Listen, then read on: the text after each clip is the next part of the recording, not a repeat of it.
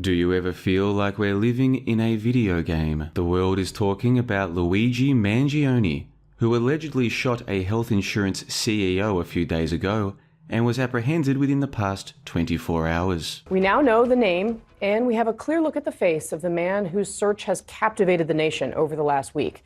The suspected killer of United Healthcare CEO is now in custody. It's a 26-year-old Ivy League graduate, Luigi Mangione, charged with one count of second-degree murder. One of the major talking points on social media is to do with how handsome this young man is considered to be. Even Ab the fakeologist says that his daughter thought the culprit was pretty cute. The main thing that came out of this is my daughter came up to me and said, "Have you seen that cute guy that shot the guy in New York?" Yeah. So that's what came out of it. That's the promotion to the socials, that the shooter was really cute. The more important element of the story is how many people seem to support Mangione's alleged cold-blooded killing of the health insurance CEO. Well, that killing is drawing unexpected reaction on social media. Many people expressing support for the shooter. As Fox 11's Gina Silva reports, this has everything to do with the high cost of health care. Nobody deserves to get on their way to work.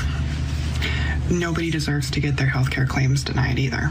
All over social media, people are posting how they feel about the victim. Someone said thoughts and prayers and deductibles. And the shooter in the United Healthcare murder case. The assassin was super impressive, okay? We've never seen anything like this.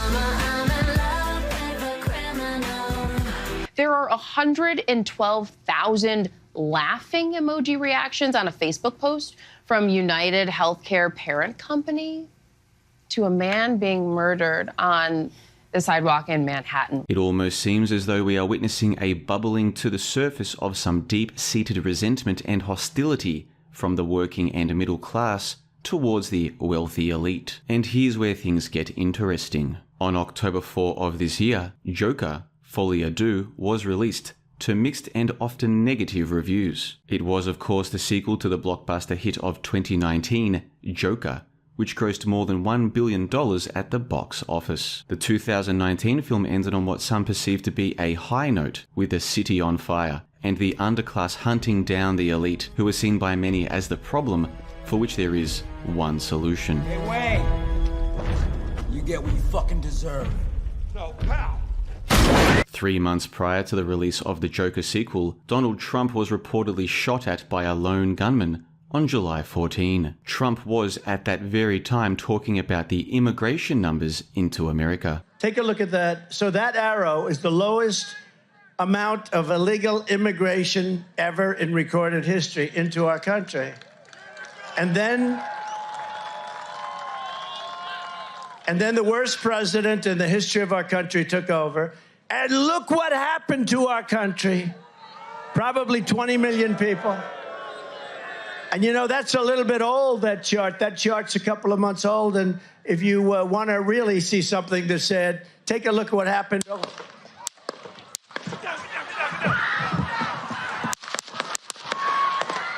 This is reminiscent of the speech being given by Robert De Niro's character in the 2010 film Machete, right before an assassination attempt on his life. Change the laws, open the doors, Red Rover, let the terrorists come over. The jingle jangle of pennies in your pocket because the scavengers, the leeches, the parasites are walking away with your money while you're left with the change. So I want to say one more thing. Who are you going to vote for?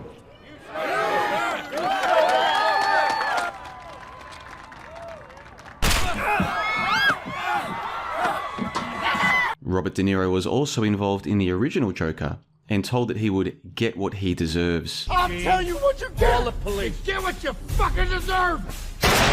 Robert De Niro was involved in another assassination attempt, this time in Taxi Driver. But what does Robert De Niro have to do with the Luigi Mangione shooting story? Let's look at what Robert De Niro had to say about Donald Trump over the years. It makes me so angry that this country has gotten to this point, that this fool, this bozo, has wound up where he has. He was a clown in New York. They don't take him serious. He looks like a clown, acts like a clown. Mussolini, Same thing.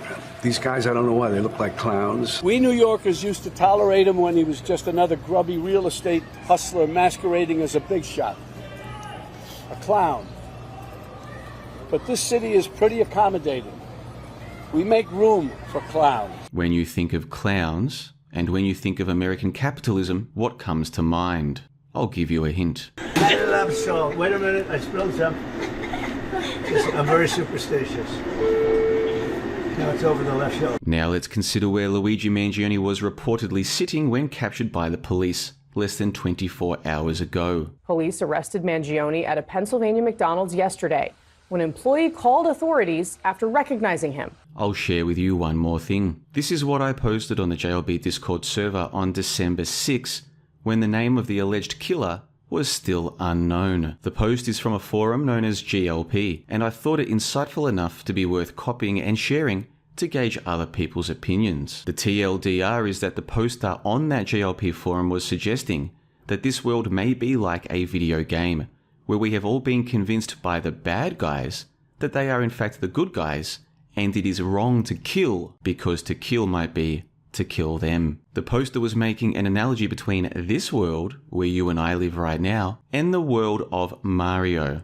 I shared that post on the JLB Discord server on December 6. The alleged culprit's name was not known until December 9. Now consider the name Luigi Mangione. Luigi time! Oh yeah, a tough guy. Ho ho ho! Yeah, I won. Luigi number one. Huh? Luigi win. Luigi number one. Wow. Oh yeah, Luigi number one. Wow. Oh yeah. Oh yeah. Thank you. Do you ever feel like we're living in one gigantic video game? I've got one more piece of evidence which might help you to decide on this important matter. In the comments section, I'll leave links to Clowns on Trial, a 1-hour presentation, and Bad Dreams and Buried Secrets, a 3-part, 3-hour presentation. Both go into much more detail about the many coincidences between Trump, clowns, De Niro, Joker, and other elements of important pop culture. Both presentations are available only to members of johnlebon.com. However, I will make them available to the free JLB mailing list at some point in the future. So if you haven't already done so, be sure to join. The link is also available in the comment section below. Now the final piece of this little jigsaw puzzle. The alleged assassination attempt of Donald Trump occurred in Butler, Pennsylvania. Luigi Mangione was reportedly captured in a McDonald's in Altoona, Pennsylvania. These towns sit approximately 100 miles apart from one another. If we take a look at the journey between these towns on the map, what else do we see? Do you have eyes to see? Let me know in the comment section below. 1,000 people freezing their butts off waiting to worship a rat.